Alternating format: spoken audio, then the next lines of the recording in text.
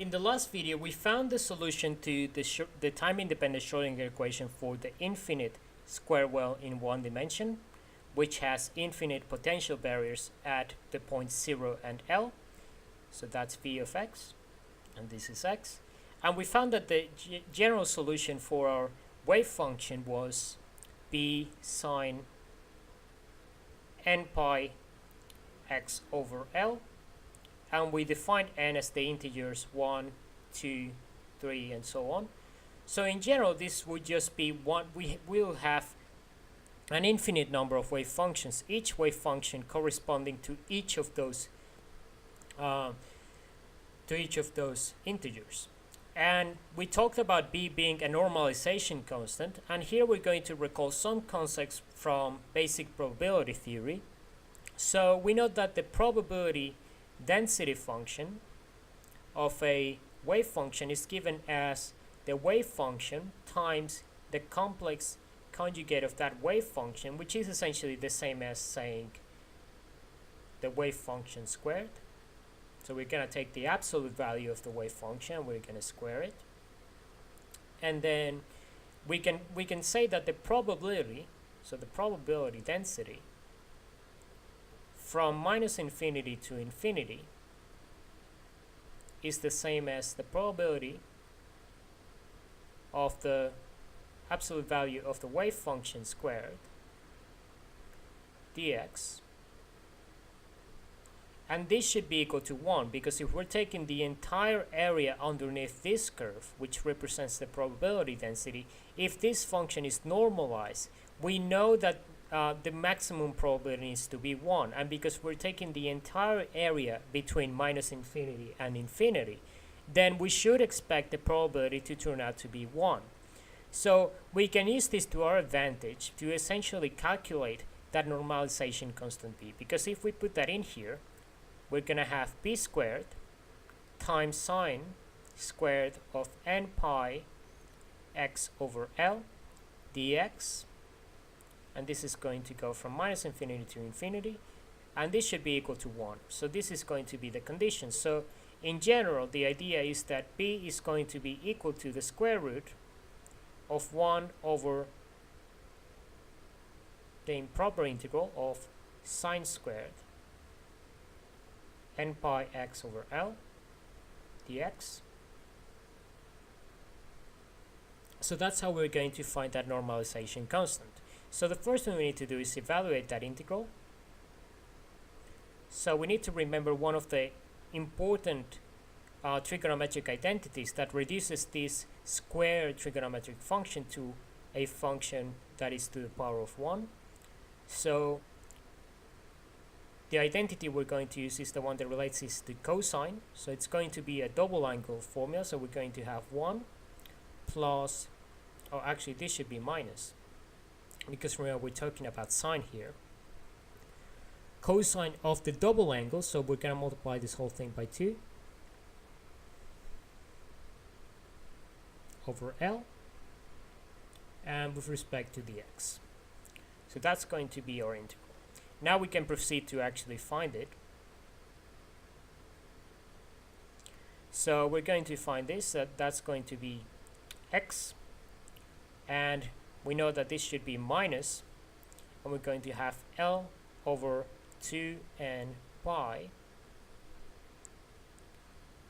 times sine of 2n pi x over L from minus infinity to infinity. But one of the things that we need to notice about this problem is that we know that there is no wave function outside of these boundaries, because essentially the particle is not going to exist outside of them, because we have an infinite barrier basically blocking, confining that particle to this domain. So essentially our whole probability, or a whole area underneath that probability density, is going to be from 0 to L.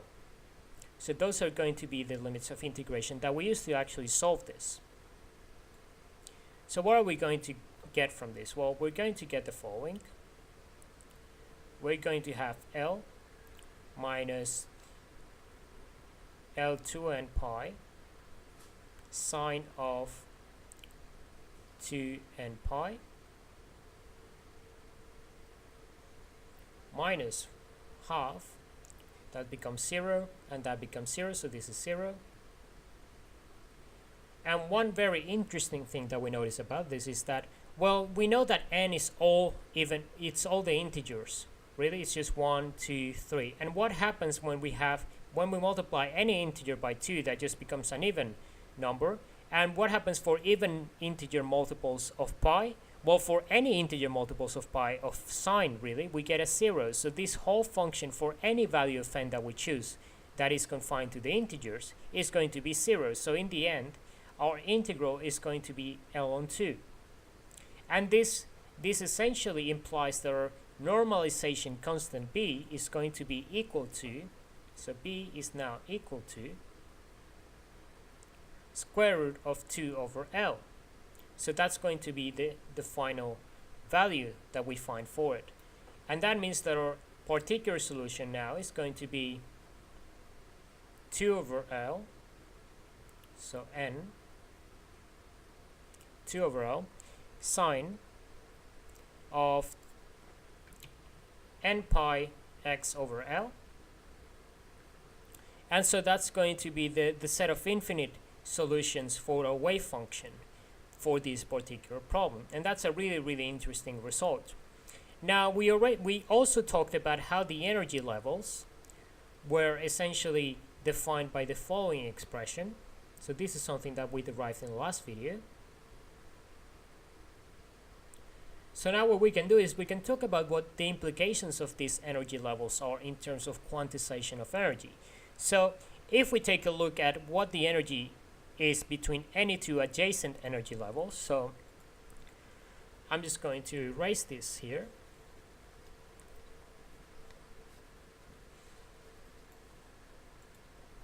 So let's take, for example, the difference in energy between any two adjacent energy levels. So that's going to be n plus 1 minus e to the power of n.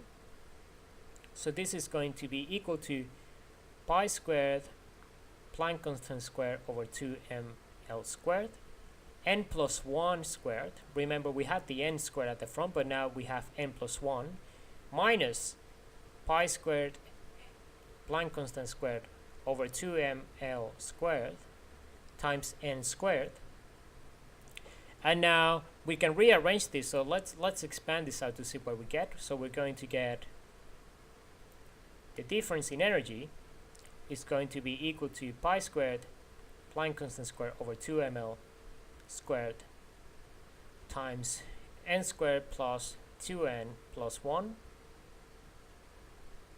minus this expression here. And once we expand this out, we notice that this term here and this term here both disappear. So in the end, we're left with the following.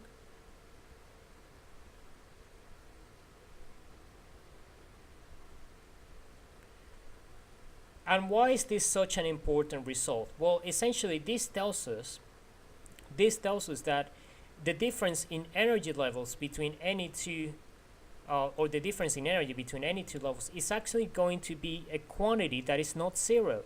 So that means that we're going to have levels that are going to work like a lattices, and the difference between them is going to be the same quantity that we have here. Actually, it's going to increase, of course, as we increase the number of n, but you get the idea that these energy levels are going to start to spread, and then the energy levels are going to be quantized, and this is a consequence. This is what leads to the result of quantization of energy in a confined quantum system. And this is very, very different to what you would get from, for example, a continuous system. So let's say you have a macroscopic system where you have something like a ball that is bouncing between two walls. So it is bouncing back and forth between them.